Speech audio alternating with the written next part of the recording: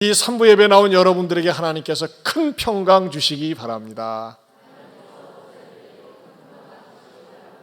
아멘. 우리 옆에 분들하고도 인사할까요? 하나님께서 큰 평강 주시기 바랍니다.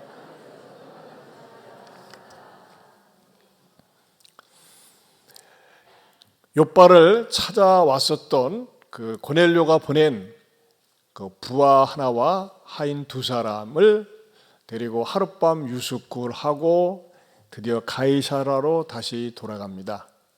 베드로와 그 일행들이 돌아가서 고넬료를 맞이했을 때 고넬료는 뜻밖의 인사를 하는 거예요.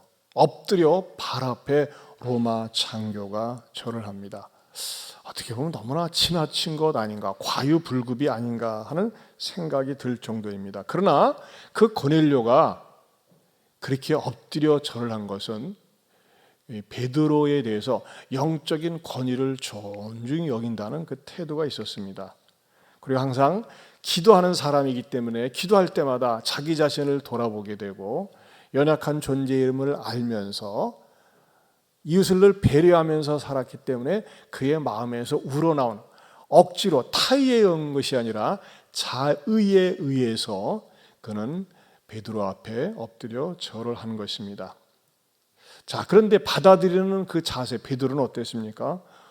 그래요? 머리를 끄떡끄떡하게 꼭 끄떡끄떡하면서 이렇게 받아들일 수도 있습니다. 아니면은 맞절을 할 수도 있겠죠. 하지만 그 베드로가 말하는 그 대응 인사는 오늘날 이 성경 신학적으로 굉장히 중요한 한마디가 됩니다. 오늘은 사도행전 강의 166회가 되는데 설교 제목이 뭡니까? 나도 사람이라. 한번 따라서 할까요? 나도 사람이라. 어디 나와 있어요? 26절에 보면요, 베드로가 일으켜 이르되 일어서라 나도 사람이라. 따라서 합시다. 나도 사람이라. 나도 사람이라. 여러분, 이 한마디가 아무것도 아닌 것 같지만은요, 어떤 교파하고 우리 개혁주의 교회하고 분수령이 되는 이러한 대단한 인사법이기도 합니다. 왜 그러는지, 이 나도 사람이라고 하는 이 선언 속에 담겨져 있는 성경 신학적인 의미가 무엇인지를 여러분에게 말씀드리겠습니다. 첫째는 자기 자신은 경배의 대상이 아니라는 것입니다. 나 자신은 경배의 대상이 아니다. 여러분, 사실 고넬료가 베드로의 발 앞에 엎드려 절한 것은 거의 경배의 수준입니다. 그렇죠? 우리가 인사하는 것과 세배하는 것과 경배하는 것과는 달라요. 그렇죠? 세배는 우리가 이제 정초에 어른들 앞에 이렇게 엎드려 절하면서 용돈도 받고 뭐 그런 관습이죠. 그러나 경배는 거의 정말 극존경, 극존칭의 수준이 아닐까 생각을 합니다. 여러분, 우리가 어느 곳에 가서 최고의 예를 표한다고 할 적에는 어떻게 표합니까? 거의 45도 각도로 절을 합니다. 왜냐하면 보통 한 60도 정도 이렇게 인사를 하는데, 정말 저 사람이 아주 겸손한 모습을 보이거나 모습을 잘못해가지고 깍듯하게 자기의 겸양지사의 모습을 보일 때는 45도로 그냥 탁 숙여버립니다. 그러나 어느 누구도 발 앞에 엎드려 절하지는 않습니다.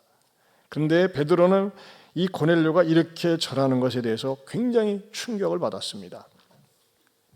근데 문제는 뭐냐면요, 고넬료가 베드로한테 이렇게 엎드려 절하는 것을 보고 아이디어를 얻은 교단이 있습니다. 아하, 이야 이거다 하면서 말이죠.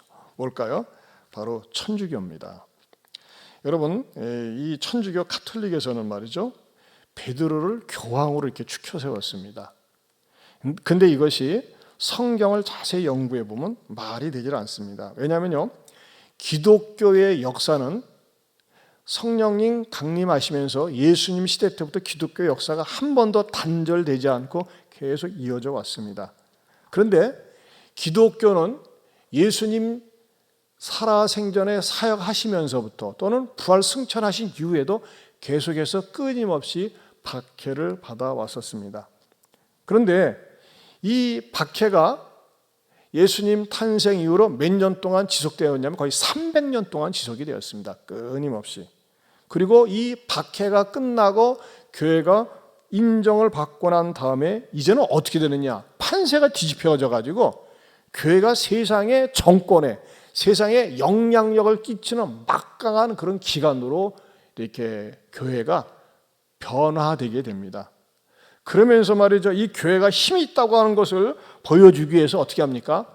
자, 봐라, 고넬료 백부장마저도 베드로에게 엎드려 절하라는 것처럼 베드로에게 절을 해야 된다. 왜냐? 베드로는 교황이니까 하면서 말이죠, 베드로가 교황이라고 하는 교리를 인위적으로 카톨릭에서 만들었다고 하는 것입니다. 그러면서 카톨릭에서는 뭐라고 얘기를 하느냐? 베드로는 AD 42년에서 43년경에 카톨릭 교회를 창시했다고 주장을 합니다. 그리고 베드로는 그야말로 일대 교황이라고 하는 것입니다. 성경에서는 베드로가 일대 교황이라고 하지 않습니다.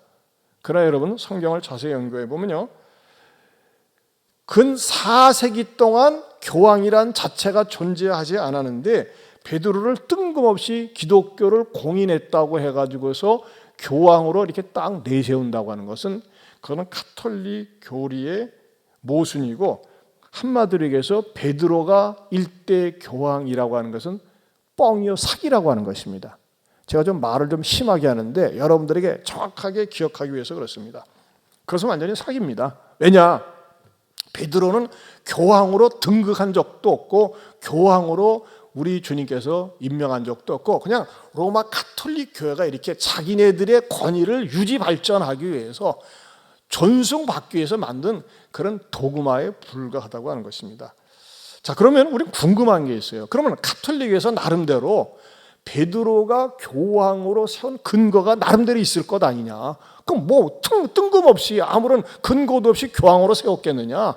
어딘가 근거가 있을 것이 아니냐? 그걸 말씀드리려고 해요. 그럼 베드로를 교황으로 삼은 근거가 뭐냐? 여기에서 발단이 되었습니다. 예수님께서 공생의 사역을 쭉 하시다가 어느 날 제자들을 불러 앉혀놓고, 야, 세상 사람들이 나에 대해서 어떻게 생각하디? 나를 누구라고 하느냐? 예수님은 하나님의 아들로 이 땅에 오셨는데 도대체 세상 사람들이 어떻게 생각하는지 참 궁금하다. 그랬을 때 제자들이 세상 사람들을 예수님이 세례 요한이라고 하네요. 세례 요한이 얼마 전에 순교를 했거든요. 세례 요한이 다시 살아난 것처럼 얘기를 하네요. 어떤 사람은 예레미야라고 하네요. 또는 그 선지자 가운데 최고인 엘리야라고 하네요. 하면서 말이죠, 각자가 예수님 관에 대해서 들은 풍어를 얘기를 했습니다. 그때 예수님께서 그래, 그건 세상 사람들 얘기고 너희들은 나를 누구라고 생각하느냐, 그렇게 물어봤습니다. 그때 베드로가 대답하는 이 대답을 근거로 해서 로마 교황으로 삼았다는 것입니다. 이 대답 내용이 뭐냐? 우리 한번 같이 읽어보겠습니다. 마태복음 16장 16절에서 19절 같이 보겠습니다. 시몬 베드로가 대답하여 이르되 주는 그리스도시요 살아계신 하나님의 아들이시니이다. 예수께서 대답하여 이르시되 바요나 시몬아, 내가 복이 있도다. 이를 내게 알게 한 이는 혈육이 아니요 하늘에 계신 내 아버지시니라. 또 내가 내게 이르노니 너는 베드로라. 내가 이 반석 위에 내 교회를 세우리니 음부의 권세가 이기지 못하리라. 내가 천국 열쇠를 내게 주리니 내가 땅에서 무엇이든지 매면 하늘에서도 매일 것이요 내가 땅에서 무엇이든지 풀면 하늘에서도 풀리리라 하시고. 자, 이 본문입니다. 이 본문 가운데서도 다시 한번 띄워주셔 보세요. 내가 네게 이르노니 너는 베드로라. 내가 이 반석 위에 네 교회를 세우리니. 자, 베드로를 지명했어요. 그리고 베드로를 반석이라고 하면서 이 반석 위에 네 교회를 세운다 그랬어요. 그리고 천국 열쇠를 너한테 주는데 내가 풀면 풀리고 내가 묶으면 묶일 것이다, 그렇게 얘기한 겁니다. 얼마나 이 권위가 절대적입니까? 그래 여러분, 이 성경을 문자적으로 해석할 때 만약에 베드로를 교황으로 삼을 때는 그 베드로가 서 있는 그 자리가 반석이 되어져 가지고 거기서 로마 교회 기공 예배를 드려야 돼요. 장소적인 의미라면은. 그러나 장소적인 의미는 아닙니다. 그렇다면은 내가 이 반석 위에 내 교회를 세우고 음부의 권세가 이기지 못하고 내게 천국 열쇠를 주겠다고 하는 것은 무엇을 의미합니까? 그것은요, 바로 베드로를 교황으로 지명하는 것이 아니라 베드로의 신앙 고백을 통해서 그 신앙 고백을 하는 것, 즉 주는 그리스도시요 살아계신 하나님의 아들이라고 이 고백하는 공동체가 바로 교회라고 하는 것입니다. 여러분, 교회는 건물이 아니에요. 우리가 교회 건물을 가지고 있지만 이건 어디까지나 예배당입니다. 교회당입니다. 중요한 건 뭐냐? 예수를 그리스도라고 고백하는 사람들의 모임, 그 사람이 바로 교회라고 하는 것입니다. 그런데 이 카톨릭에서는 이 결정적인 오류가 이것이 바로 베드로를 갖다가 교황으로 세운 그 기초가 되었다. 그게 출발점이다라고 하는 것입니다. 만약 그렇다면 예수님께서 야 베드로야, 내가 너 있잖아 교회 교황으로 삼을 테니까 우리 대관식 할까? 뭐 의식이라도 있어야 될 거 아니에요. 그런 게 전혀 없어요. 그러나 여러분, 교회가 거의 300년 동안 얼마나 무지막지하게 박해를 당했는지 모릅니다. 여러분, 옛날 그 로마 시대 때는 말이죠, 기독교를 박해할 적에 그리스도인들이 제일 만만하기 때문에 그리스도인들에게 말이죠, 온몸에다가 이 기름을 부어가지고 석유 같은 걸 부어가지고 십자가에다 매달아서 그걸 불에 태웠어요. 태워서 죽였어요. 그리고 여러분들이 알고 있는 것처럼 그 로마의 광장에다가 그리스도인들에게 짐승 가죽 옷을 입혀가지고 사자들이 들어가서 그 뜯어 먹으면서 죽이고, 여러분 알고 있는 것처럼 카타곰이라는 그 지하 동굴에서 300년 동안 그리스도인들이 햇볕을 보지 못하고 그렇게 지내왔었습니다. 그러다가 그 얘기는 오늘은 말씀드리긴 너무 길고, 어느 순간에 기독교는 진짜구나, 그리스도인들이 믿는 저 예수는 진짜구나 하면서 어떻게 됩니까? 313년에 콘스탄틴 황제가, 세상 황제가 기독교를 공인했습니다. 그걸 갖다가 소위 일컬어서 밀라노 칙령이라고 하지 않습니까? 밀라노 칙령에서 우리들이 그동안 외면하고 저주하고 박해했던 저 예수가 진짜 구세주다, 시저가 구세주가 아니다, 예수가 구세주다라고 선언을 했다고 하는 것입니다.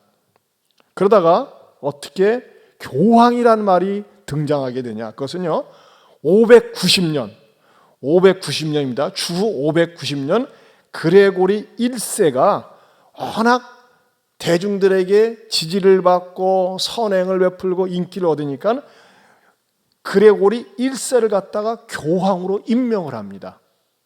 근데 뜬금없이 교황으로 임명을 하려고 하니까 굉장히 어색해요. 그러면서 뭐예요? 바로 베드로가 마태복음 16장 근거로 해서 베드로를 갖다가 하나님이 교황으로 지명했고, 그 다음이 바로 그레고리 1세다라고 하면서 교황의 시스템이 유지되었다고 하는 것입니다. 이것은요, 얼마나 모순되고 자가당착의 교리인지 모릅니다. 베드로를 무슨 몇 대 교황으로 세운다고요? 1대. 아니에요. 여러분 방금도 말씀드렸지만 올바른 해석은 뭡니까? 베드로가 한 고백, 주는 그리스도시요 살아계신 하나님의 아들이십니다. 여러분도 그렇게 믿고 고백하실 수 있으시죠? 한번 따라서 합시다. 주는 그리스도시요 살아계신 하나님의 아들입니다. 이 고백을 믿고 따른 사람이 모두가 교황이 될 수도 있는 거고, 모두가 뭐예요? 하나님의 자녀고 하나님의 교회가 되는 기초가 된다는 것입니다. 이 사람들이 어디에 가든지 타지에 가든지 몇 사람이 모여서 고백을 하고 예배를 드리면 그게 교회가 시작이 되는 거예요. 결코 교황을 세우기 위해서 그 고백이 주어지는 것이 아니라 베드로가 하는 고백을 통해서 그 교회 공동체를 통해서 교회 열쇠가 주어지는 것이고, 교회 공동체를 통해서 복음이 선포되어지고 하늘문이 열리고 하늘문이 닫힐 수도 있는 것입니다. 그런데 이 카톨릭은 거의 2000년 동안 이 교황 중심의 교리를 만들어서 체계화하고, 여러분 보세요, 교회 이 천주교의 장점은 있어요. 중앙 집권적이기 때문에 어떤 말썽이 나지 않아요. 철저하게 100% 순종해야 됩니다. 복종해야 됩니다. 여러분 천주교에서 어떤 무리 같은 거, 문제 같은 거 안 나타나는 거 철저하게 단속하기 때문에 그래요. 엄밀한 의미에서는 정치적으로는 철저하게 독재입니다. 내설교를 못합니다. 여러분 예전에는 제가 1970, 80년만 해도요, 성당에서 미사 시간에 한국말로 설교가 없었어요. 라틴어로 교황청에서 보내준 교서를 가지고 읊었어요. 교인들은 뭔 말인지 몰라요. 그럼 성경을 못 잊겠어요. 왜? 너희같이 무식한 것들이, 너희 같은 세속에 젖어 사는 죄인들이 감히 어떻게 거룩한 성경을 읽을 수 있느냐 해가지고서 성경을 번역을 못하겠어요. 성경 번역한 게 반역죄였어요. 성경 최초로 번역한 위크블립을 너무나 괘씸하다고 그래가지고 불태워 죽인 게 바로 캐톨릭입니다. 이만큼 캐톨릭은요, 여러분 제대로 알아야 돼요. 어떤 사람들은 그래, 캐톨릭에서 떨어져 나온 게 기독교가 아니냐. 아니에요. 캐톨릭이 오히려 교회를 이용을 해가지고서 마귀적인 역할을 했었던 것이 캐톨릭이기 때문에 올바른 건강한 성경적인 교회의 기치를 내세운 게 바로 개혁주의 교회라고 하는 것입니다. 몇 년 전에도 말이죠, 우리나라에 교황이 방문한 적이 있었어요. 그런데 교황을 환영한다면서 뭐라고 제목을 붙였냐면요, 교황 오실 길을 예배하라 그랬어요. 꼭 닮았죠. 주님 오실 길을 예배하라가 아니라 교황 오실 길을. 여러분, 교황이 앉아 있는 이게 폼을 보면요, 한번 보세요. 그 플랫폼을 보면 이렇게 돼 있어요. 백보자의 교황이 앉아 있고 3명의 추기경들이 앉아 있고, 여러분들이 앉은 중에 좌측에는 딱 호위병이 창을 들고 앉아 있잖아요. 뒤에 그림을 보세요. 저는 앞만 봐도 이쁘지가 않아요. 좀 무시무지 않습니까? 저건 뭐냐면 지옥을 연상시키는 괴기한 모양의 형상을 만들어 놓은 거예요. 그래서 그 지옥문에 딱 들어가게 될 수 있고 못 들어가게 할 수 있다라고 하는 그 상징적 의미로 딱 교황이 버티고 앉아 있고, 또 그리고 이 사제들이 말이죠, 그 서품을 받기 위해서 어떻게 합니까? 보세요. 사제들이 다 엎드려 가지고서 납작 엎드려 가지고 교황 앞에 엎드려 저렇게 경배하고 있지 않습니까? 이게 여러분 성경적으로 바른 것입니까? 아닙니다. 여기에 교황이 들어설 자리가, 예수님이 들어설 자리가 없어요. 이것은 우상입니다. 저는 이렇게 설교를 준비하면서 상상을 해봤어요. 교황들이 죽고 나면 제일 먼저 누굴 만날까? 예수님보다 베드로를 만날 것 같아. 그래서 베드로를 만나가지고, 야, 교황 좀 이리 와봐. 귀싸대기를 때리면서 말이야, 야, 내가 언제 나를 교황으로 만들어 달라고 그랬냐? 니네들이 나를 일대 교황으로 세우면서 교황 노릇 해왔잖아. 그건 가증스러운 범죄야. 왜 하나님께 돌릴 영광을 인간이 받냐 하면서 말이죠, 교황들에게 말이죠, 막 싸납게 베드로가 하지 않을까 그렇게 생각을 합니다. 여러분, 베드로가 일어서세요. 나도 사람입니다. 무슨 뜻이라고요? 나는 경배의 대상이 아닙니다. 나는 경배의 대상이 아닙니다 라고 하는 뜻을 베드로가 내포하고 있었다고 하는 것입니다. 여러분, 그렇다면 진정 경배를 받아야 할 분, 영광을 받아야 할 분은 누구실까요?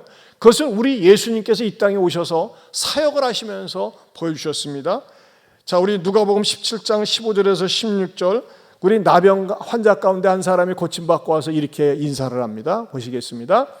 그 중에 한 사람이 자기가 나은 것을 보고 큰 소리로 하나님께 영광을 돌리며 돌아와 예수의 발 아래에 엎드려 감사하니 그는 사마리아 사람이라. 발 아래에 뭐였어요? 엎드려 절했다 그랬어요. 엎드려 감사했다. 또 마가복음 5장 22절 이렇게 말씀하고 있습니다. 같이 보겠습니다.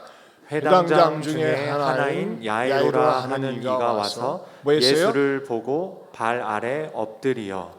여러분, 의식이 있는 사람들은, 뭔가 예수님에 대해서 아는 사람들은 와서 발 아래 엎드렸어요. 그때 예수님은 한 번도 절하지 마 그렇게 사양하지 않으셨어요. 왜? 예수님 자신은 그렇게 사람들이 발 아래 엎드려 경배를 받을 만한 분이기 때문에 그래요. 심지어는요, 예수님이 어떠한 상태에서도 엎드려 경배를 받으신 줄 아십니까? 우리 마태복음 2장 19절에서 2장 9절에서 11절 같이 보겠습니다. 시작. 박사들이 왕의 말을 듣고 갈새 동방에서 보던 그 별이 문득 앞서 인도하여 가다가 악이 있는 곳 위에 머물러 서 있는지라. 그들이 별을 보고 매우 크게 기뻐하고 기뻐하더라. 집에 들어가 아기와 그의 어머니 마리아가 함께 있는 것을 보고 엎드려 아기께 경배하고 보배합을 열어 황금과 유향과 모략을 예물로 드리니라. 자, 거기에 다시 한번 보여주셔 보세요. 거기서 경배라는데, 여러분, 마리아가 경배받을 대상이라면 이렇게 기록했어야 돼요. 집에 들어가 아기와 그의 어머니 마리아가 함께 있는 것을 보고 엎드려 마리아와 아기께 경배하고 했어야 돼요. 근데 뭐예요? 거기에 분명하게 그의 어머니 마리아가 함께 있는데 보고 엎드려 누구께 경배했다고 그랬어요? 아기께 경배했다고 그랬어요. 근데 카톨릭에서는 어떻게 합니까? 감히 하나님의 아들을 낳은 어머니, 하나님의 어머니, 그러면서 마리아에게 경배를 합니다. 마리아를 통한 기도를 합니다. 성모 마리아시여 우리의 기도를 들으소서, 성모 마리아시여 우리를 긍휼히 여기소서. 마리아가 기도의 대상이 되는 거예요. 잘못된 것입니다. 여러분, 이건 정말 잘못된 것입니다.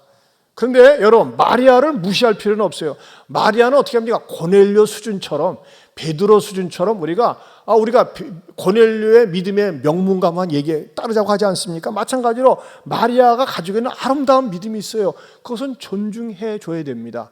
그러나 그런 경배의 대상은 아니라고 하는 것입니다. 그것은 성경적으로 정말 잘못되었습니다. 어떤 분들은 그래요. 카톨릭은 이단이다. 근데 저는 조금 거기에 대해서 그렇게까지 얘기하고 싶지는 않고, 카톨릭은 이단적인 요소가 너무 많다라고 저는 얘기하고 싶어요. 카톨릭, 천주교를 믿는 사람이 다 지옥 간다. 그건 또 좀 무리하다고 생각합니다. 왜냐하면 천주교를 믿는 사람 가운데서도 정말 예수님을 잘 믿는 분들도 계세요. 진짜 믿음이 있는 분들은. 그러나 우리 개신주의, 우리 개혁주의 교회 가운데서도 날라리 교인들, 쭉정이도 많이 있어요. 정죄는 하지 말아야 돼요. 하지만 여러분, 천주교는 굉장히 위험한 요소들을, 교리들을 많이 가지고 있다고 하는 것입니다. 여러분 생각을 해보세요. 우리는 성경을 부지런히 읽고 배워야 되는데, 여러분 지금 천주교에서 성경 공부를 하고 성경을 강론하는 게 불과 얼마 되지 않았다니까요. 참 그만큼 천주교는 자체적인 모순을 가지고 있고, 추기경들이 모여가지고서 결정하면요, 성경처럼 권위가 있어요. 때로는 성경보다 더 권위가 있습니다. 이것이 뭡니까? 천주교의 모순된 잘못된 교리를 가지고 있다고 하는 것입니다. 여러분, 오늘 제가 분명하게 하나 말씀드리고 싶은 것은, 원론적인 것은 뭐냐? 베드로가 나도 사람이다, 나도 사람이요 라고 하는 그 선언 속에 뭐가 있다고요? 나는 경배의 대상이 아닙니다. 나는 사람입니다. 당신과 똑같은 사람입니다. 그렇다면 우리가 유일하게 경배하고 찬양하고 영광을 돌려야 될 분은 누구십니까? 바로 예수 그리스도이십니다.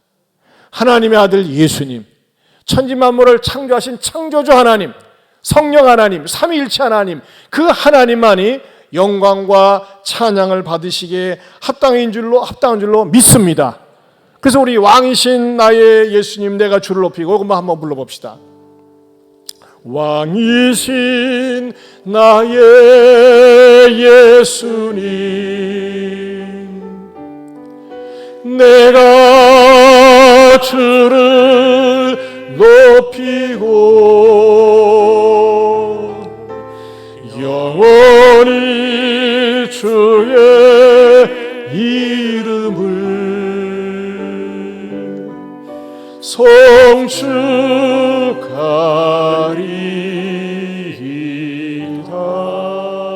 여러분, 왜 우리가 예수님을 높이고 성축하고 경배하고 찬양해야 합니까?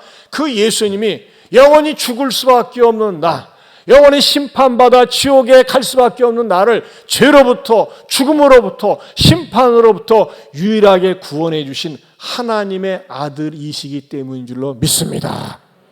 그래서 우리는 예수님만 높이는 거예요. 경배하는 거예요. 성령 충만할수록, 믿음이 좋을수록 예수님을 높이고 싶은 마음이 있습니다. 베드로가 일어서세요, 나도 사람이요 라는 고백 속에는 두 번째 어떤 뜻이 담겨져 있느냐? 자신의 분수를 안다는 고백입니다. 자신의 분수를 안다. 사실 베드로는요, 이 사도행전 10장 이전까지의 사역을 보면 굉장히 화려합니다.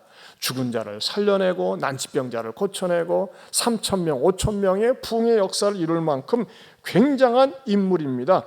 예우를 받을 만한 인물입니다. 그러나 베드로는 자신의 분수를 알았습니다. 여러분, 분수라는 게 무슨 뜻입니까? 분수라고 하는 것은 자기의 신분이나 처지에 알맞은 한도, 이것이 분수입니다. 성경에서도 분수에 대해서 어떻게 지적하고 있느냐? 데살로니가전서 4장 6절을 우리 같이 한번 읽어봅니다. 이 일에 분수를 넘어서 형제를 해하지 말라. 이는 우리가 너희에게 미리 말하고 증언한 것과 같이 이 모든 일에 주께서 신원하여 주심이라. 아멘. 여러분 따스합시다. 분수를 넘지 마십시오. 분수를 넘지 마십시오. 여러분 분수를 모르게 되면 어떤 일이 일어날까요? 삼허에 빠집니다. 분수를 모르면. 자기 분수를 알아야 돼요. 구 선생님 얘기하죠. 주제 파악을 해라. 미술 선생님은 뭐라고 얘기하냐면 꼬라지를 알아라. 수학 선생님은 분수를 알아라. 분수를 알아야 돼요. 여러분 분수를 모르게 되면 삼호에 빠집니다. 첫 번째는 뭡니까? 허세에 빠집니다. 허세. 자기가 굉장한 것처럼 큰 소리를 치고 뻥을 치고 내가 전화 한 통이면 다 돼. 말이죠. 모르는 사람이 없고 맥히는 것이 없는 것처럼 자기가 굉장한 것처럼 굉장한 권세를 가진 것처럼 그렇게 뻥을 치는 사람. 난 그 사람 가운데 하나가 허경영이 같아요. 참 나 그 사람 대단한 사람이에요. 목사들 가운데서도 40일 금식 기도했다고 꼭 명함에다가 박아가지고 이 좀 보시라고. 뭡니까? 그게 허세 아니겠습니까? 걱정하지 마십시오. 저는 40일 금식 기도 해보지도 못하고 할 생각도 없습니다. 예수님이 했는데 뭐 제가 저까지 합니까? 그 다음에 두 번째는 허영입니다. 허영. 여러분 허영은 뭐예요? 분수에 지나치게 사는 거예요. 빚내서 삽니다. 아내 고생시키고 자식 고생시키는데 어떻게든지 말이죠. 그 허세를 유지하기 위해서. 어떤 동네 아파트가 보면요. 어려운 사람들이 많이 사는 데인데 자가용들이 많이 있어요. 난 그것도 이해가 안 돼요. 가난한 동네라고 하는데 고급 자가용도 있어요. 고급 자가용도. 자, 그게 뭡니까? 그게 허영 부리면서 사는 거 아니겠습니까? 남들에게 말이죠. 기죽기 싫어서. 세 번째는 뭐가 있을까? 허욕입니다. 허욕. 자기 분수에 맞지 않는 욕심입니다. 여러분 최근에 일어난 LH 투기 사태는 왜 일어난 것입니까? 허욕. 쓸데없는 욕망을 많이 부리는 거예요. 무식하고 가난한 사람들이 저지른 것이 아닙니다. 배운 사람들이, 돈 있는 사람들이, 정보력이 있는 사람들, 그런 사람들 절대 가난한 사람들 아닙니다. 여러분 우리 이 어려운 시대에 우리도 이런 유혹들이 있습니다. 이 물질에 대한 유혹이 있습니다. 그런데 이 유혹을 받지 않고 우리가 유혹에 넘어가지 않고 행복하게 살 수 있는 비결이 무엇일까요? 그것을 성경 디모데전서 6장 7절에서 10절은 이렇게 가르쳐 줍니다. 우리 한번 보겠습니다. 우리가 세상에 아무것도 가지고 온 것이 없음에 또한 아무것도 가지고 가지 못하리니 우리가 먹을 것과 입을 것이 있은즉 족한 줄로 알 것이니라. 부하려 하는 자들은 시험과 올무와 여러 가지 어리석고 해로운 욕심에 떨어지나니 곧 사람으로 파멸과 멸망에 빠지게 하는 것이라. 돈을 사랑함이 일만하게 뿌리가 되나니 이것을 탐내는 자들은 미혹을 받아 믿음에서 떠나 많은 근심으로써 자기를 찔렀도다. 여러분 돈 자체는 선도 아니고 악도 아닙니다. 돈은요 중성적 성격을 띠고 있습니다. 그러나 돈을 사랑하는 것, 여러분 돈을 사랑한다는 것을 이야기하면요 이렇게 이해하면 좋습니다. 불륜 관계에 빠진 남녀, 여러분 그런 말이죠. 그러니까 불륜 관계의 남녀들은 어떤 사랑합니까? endless love, 끊을 수 없는 그런 사랑에 빠지는 거예요. 가정을 버리고 남편을 버리고 그 불륜에 빠집니다. 뭐가 할 때까지? 파국을 맞이할 때까지. 여러분 돈을 사랑한다는 게 그것다는 거예요. 법도 질서도 없고 위법인지도 모르고 이게 악한 방법인지 남한테 해를 가져다 주는 것인지 그것을 분별하지 못하고 돈 하는 거 돌아버릴 정도로 돈에 빠지는 거예요. 여러분 그리스도인들도 그럴 수 있어요. 어떤 사람이 돈에 빠진 사람입니까? 11조 생활을 하지 않는 사람은요 돈을 사랑하는 겁니다. 하나님 분명히 명령했는데 11조를 못해요. 돈을 사랑하기 때문에 그러는 거예요. 돈이 더 좋은걸요 하나님보다. 말씀을 지키는 것보다 그게 더 좋거든요. 여러분 돈을 사랑하는 것이 말이죠 나중에는요 그 사람으로 하여금 미혹을 받아서 믿음을 떠난다 그랬어요. 그것이 자기를 찌른다 그랬어요. 여러분 우리가 먹을 것과 입을 것이 있으면 족한 줄로 알라 그랬어요. 특별히 성경적 물질과는 무엇을 가르칩니까? 디모데전서 6장 6절입니다. 같이 보겠습니다. 디모데전서 6장 6절 시작. 그러나 자족하는 마음이 있으면 경건은 큰 이익이 되느니라. 우리가 사도행전 10장에 들어서면서 믿음의 모델을 고넬료를 삼습니다. 그는 어떤 사람이었어요? 자, 우리 3월달 성과음성 다시 한번 암송해 볼까요? 그들이 시작. 그들이 대답하되 백부장 고넬료는 의인이요 하나님을 경외하는 사람이라. 유대 온 족속이 칭찬하더니. 인간 편에서는 의인이에요. 착한 사람이에요. 하나님 편에서는 하나님을 경외하는 사람이에요. 한 가지 플러스 뭐였습니까? 구제하는 사람이었어요. 여러분, 구제 쉽게 하지 않습니다. 구제 어렵습니다. 있는 사람이 하는 거 아니에요. 우리가 지난번에도 보니까요, 예배당 우리 그 헌당을 위해서 헌금을 할 때도 보면요, 어떤 사람은 여유가 있는데도 안 한 사람도 꽤 있어요. 근데 어떤 사람은 없는 가운데서도 힘을 다해서 합니다. 어떤 분들은요, 참 그런 거 보면 감동이 됩니다. 11조 내는 형편이 아닌데도 불구하고 믿음으로 미리 드리는 분도 있어요. 대단한 믿음들이죠. 그런 분들은 뭡니까? 정말 주님을 사랑하기 때문에 그 사랑의 표현을 가지고 있는 없는 물질을 가지고도 보여드리는 거예요. 그러나 그리스도인들에게 진정한 경건은 뭐냐? 자족하는 마음이에요. 많이 있던 적게 있던 늘 감사하면서 자족하는 마음. 이 마음이 저와 여러분들의 있기를 축원합니다. 여러분, 자족하는 마음이 없는 그 자리에는 무엇이 자리를 잡을까요? 원망이 자리를 잡습니다. 모든 게 마음에 안 들어요. 세상을 봐도, 가정을 봐도, 아내를 봐도, 남편을 봐도 마음에 들지 않고 늘 원망하면서 산다는 것입니다. 여러분, 이 원망하는 마음 자기를 불행하게 만듭니다.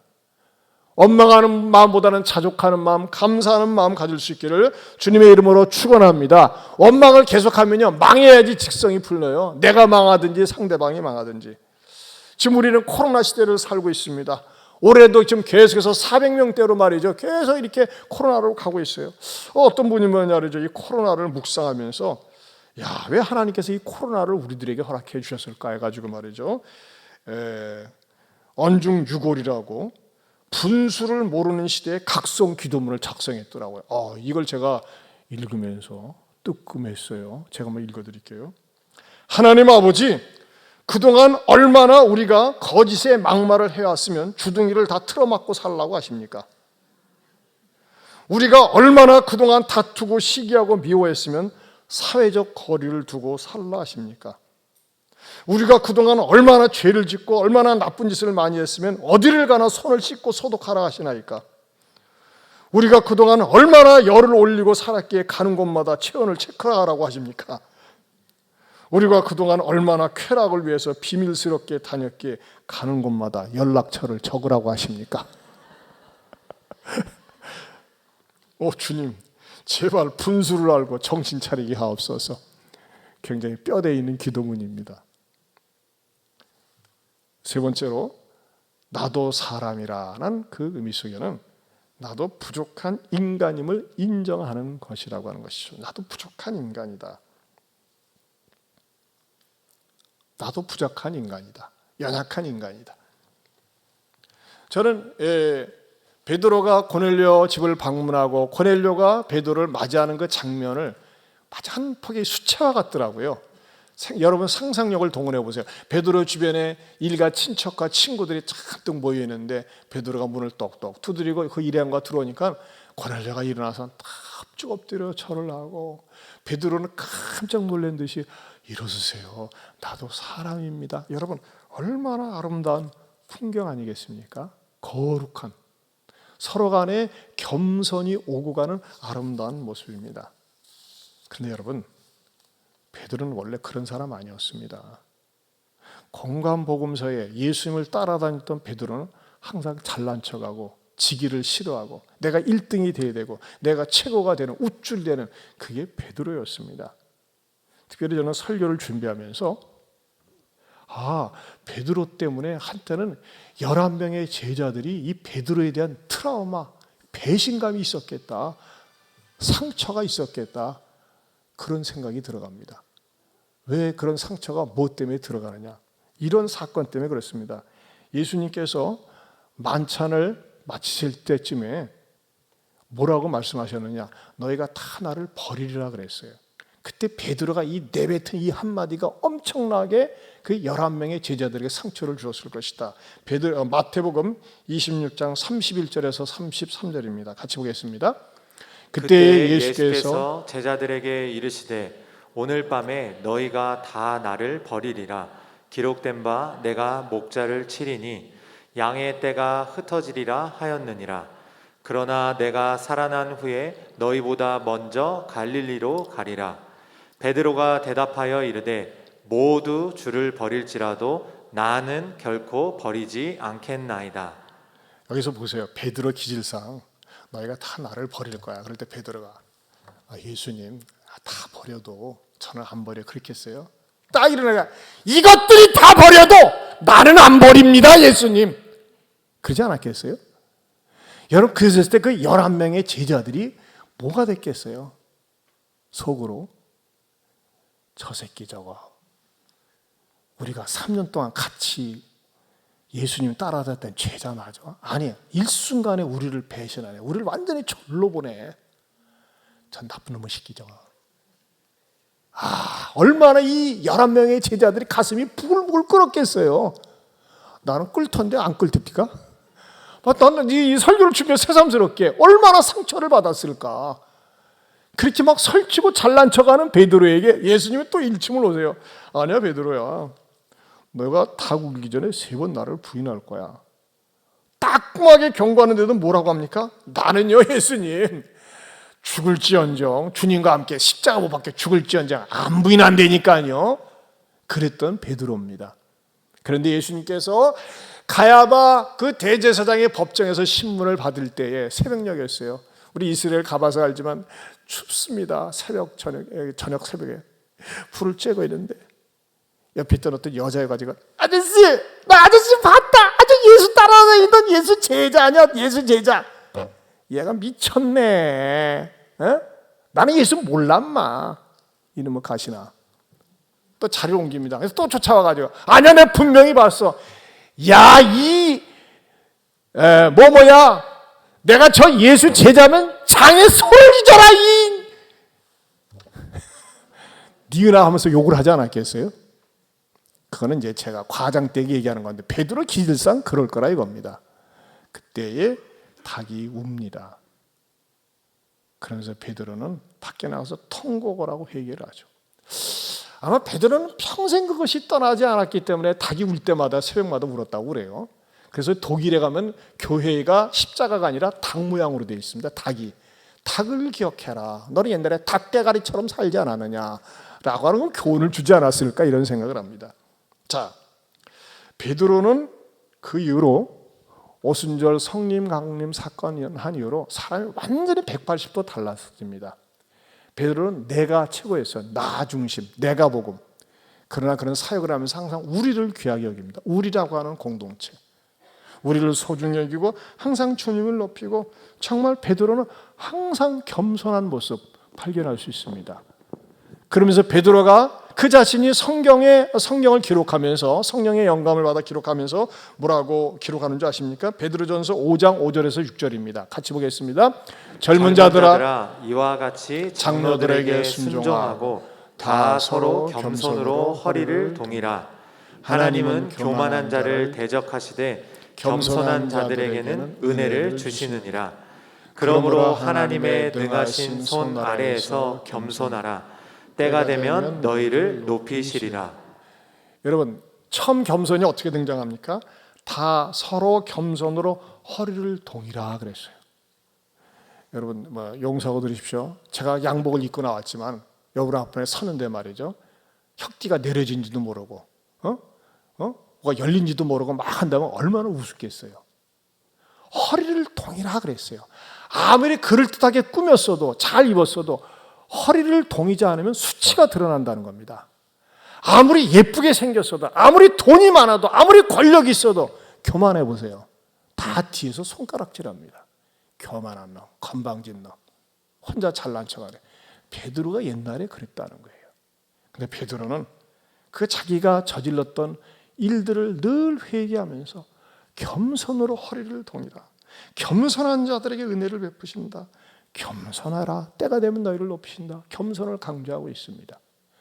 그래서 유명한 성 어거스틴에게 제자들이 와서 선생님, 기독교의 첫 번째 덕목이 뭡니까? 겸손이야. 두 번째는요, 그것도 겸손이야. 세 번째는 그것도 겸손이지. 아마 여기에서 어거스틴이 이렇게 차용해 온 것 같아요. 여러분, 지난주에도 말씀드렸지만 우리가 신앙생활하면서 또 직분을 맡았으면서 교회 오래 다니면서 잘 되지 않은 것 가운데 하나가 겸손입니다. 저도 그렇습니다. 여러분, 왜 우리들에게 고난을 주실까요? 어려움을 주실까요? 당신의 너무나 거친 자아, 그 교만을 꺾기 위해서, 낮추기 위해서, 기도하기 위해서, 겸손하게 만들기 위해서 때로는 고난을 주십니다. 제가 그동안에 제 아내한테 교만했었나 봐요. 제가 지난 한 주간에 제 아내가 이 오른팔이 염증이 생겼어요. 그래서 팔을 못 써요. 그래가지고 그러지 말고 당신 아무래도 병원에 가봐 했더니 병원에 갔는데 분명히 병원에 가면 이렇게 검사만 하면 될 텐데 힘줄이 끊어지거나 다친 것 같지 않은데 막 의사가 검사를 한다면서 말이죠. 막 이렇게 막 만져본 거 소리를 지르고 더 아파가지고 왔어요. 더 아파가지고. 그래가지고요 제가 이제 전에 한 번씩 설거지를 하거든요. 하루에 한 번씩 설거지하는 건 재밌더라고. 근데 밥 먹고 나서 3번 계속 설거지한다는 거, 며칠 동안 설거지한다는 거, 이야 이거 보통 일 아니래요. 그리고 말이죠, 아내가 찜질하기 위해서 제가 물 뜨끈뜨끈한 물 받아다가 갖다 드려야죠. 여보 부르면 또 왜 부르십니까 하면요, 뭐 신비름 시킬 게 있어요. 정신이 없어요. 아내가 말하지 말라고 그랬는데 이것도 해야 되겠어요. 심지어는 아내가 목욕하라는데 제가 이렇게 해드려야 되겠어요. 이걸 못 써요, 이걸.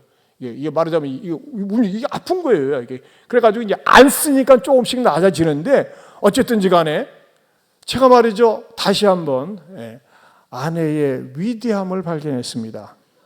이야, 여러분 남자들 말이죠, 절대 교훈을 얻어야 돼요. 온 집사님, 밥 먹고만 아내가 설거지하는 거 당연하게 생각하면 안 돼요. 밥 먹자마자 그때 왜 이렇게 더 설거지하는 시간은 자주 돌아오나 몰라. 밥 먹고 나면 늘 해야 되니까는. 근데 어쩌다 한 번씩, 저는 옛날에 아내가 어디 이렇게 서울 가고 그랬을 때는요, 남자들 그렇잖아요. 뭐들어 먹을 때마다 설거지하냐, 싹 모아놨다가 저녁 때 한 번에 해요. 먹은 걸 싹 싸놨다가 하루에 한 번 하는데 아내는 기질이 안 그래요. 깔끔해야 된다고 먹고 나서 설거지를 해야 돼요. 먹고 나서 식탁 닦고 하고. 근데 여러분, 그게 솔직히 제가 계속 설거지하다 보니까요, 또 빨래들 이렇게 걷어니 세탁기에서 하니까 뭐 아무튼 이것저것 잔수의 일 많이 하니까요, 정신이 없어요. 한참 설교 준비하다가 여보 부르면 또 쫓아가야지. 이게 영이 쉬운 게 아니더라고요. 그래서 내가 아내가 이 집안에서 가사하는 일이 보통 일이 아니구나. 그래서 아내를 일컬어서 아내의 해라고 하는구나. 다시 한번 겸손하게 깨달았답니다. 그것만 그럴까요?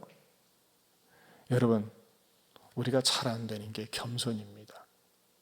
좀 먹고 살만하면, 지위가 오르면, 세상에서 인정받으면 목에 딱 힘주고 사람 무시하고 깔보고 업신여기는 태도가 있습니다. 여러분, 그러나 저는 성령님께서 오늘 말씀을 통해 나도 사람이죠. 영광을 받으실 분은 하나님이시고 나는 부족한 인간입니다. 나 자신의 분수를 알아서 사람들이 나를 대할 때 참 좋은 사람이네, 참 겸손한 사람이네, 이런 인상을 줄 수 있고 이런 이미지를 풍길 수 있는 그런 사람 되는 거 어떻습니까? 기도하겠습니다. 사랑하는 성도 여러분, 여러분 겸손하다고 생각하십니까? 여전히 내 입에서는 거친 말, 막말이 내 자녀들에게, 남편이나 아내에게 내뿜지는 않습니까? 쉽게 혈기를 부리고, 쉽게 분노를 표출하고, 쉽게 눈을 부라리고, 쉽게 말다툼을 하는 모습이 내 모습은 아닐까요? 하나님, 아직 멀었네요. 용서해 주세요. 겸손해지게 해주세요. 나를 불쌍하게 해주세요. 우리 한번 기도하기 원합니다. 하나님, 제가 교만합니다. 나를 불쌍하게 해주시고 나를 용서해 주시고 내가 연약한 인간임을 알아서 내 아내, 남편, 자녀들, 부모 존귀 여기고 내 직장의 동료들, 밑에 직원들 귀하게 여기면서 사는 데가 되게 해달라고 우리 한번 주여 한번 부르고 기도합니다. 주여 하나님 아버지 감사합니다. 오늘도 말씀을 통해서 들려주시고 깨닫게 해주심을 감사합니다. 주님 겸손한 내가 되게 하여 주옵소서. 남을 나보다 낮게 여기고 귀하게 여기면서 하나님의 사랑을 보여주고 겸손을 보여주는 내 모습이 되게 하여 주시옵소서. 아직도 거친 내 모습이 있습니다. 거친 언어가 있습니다. 거칠게 행동합니다. 용서하여 주시옵시고 참으로 겸손하게 살 수 있는 우리들이 되게 하여 주시옵소서. 하나님 아버지, 오늘도 말씀을 통하여 찔리게 해주시고 깨닫게 해주심을 감사합니다. 혈기 부리거나 막말하거나 쉽게 말하는 습관들 용서하여 주시옵시고 겸손한 마음과 몸으로 언어로 대할 수 있는 우리의 가족들이요, 자녀들이요, 부부지간이요, 부모들이요, 동서요, 직장 일이 되고 교회 안에서의 교제가 되게 하여 주옵소서. 예수님 이름으로 기도하옵나이다. 아멘. 우리 이 찬양 같이 한번 부르실까요? 주께서 내 길 예비하시네.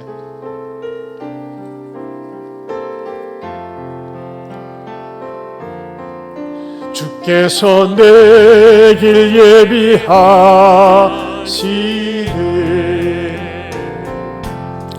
주께서 내 길 예비하시네.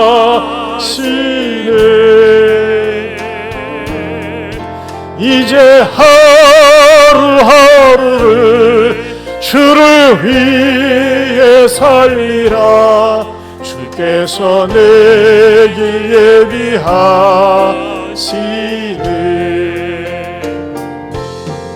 나 이제 주를 따라가려네.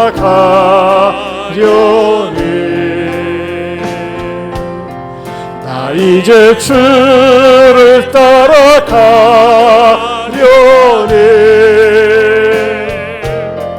세상 죄길 버리고 생명길을 찾았네.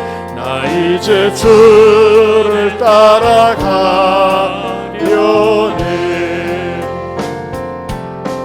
나 이제 겸손하게 살리라.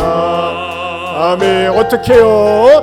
나 이제 겸손하게 살리라. 나의 하루하루를 주를 따라 살리라. 나 이제 겸손하게 우리 다 같이 일어서서 나 이제 겸손하게 살리라. 나 이제 겸손하게 살리라. 어떻게 사신다고요? 나 이제 겸손하게 살리라.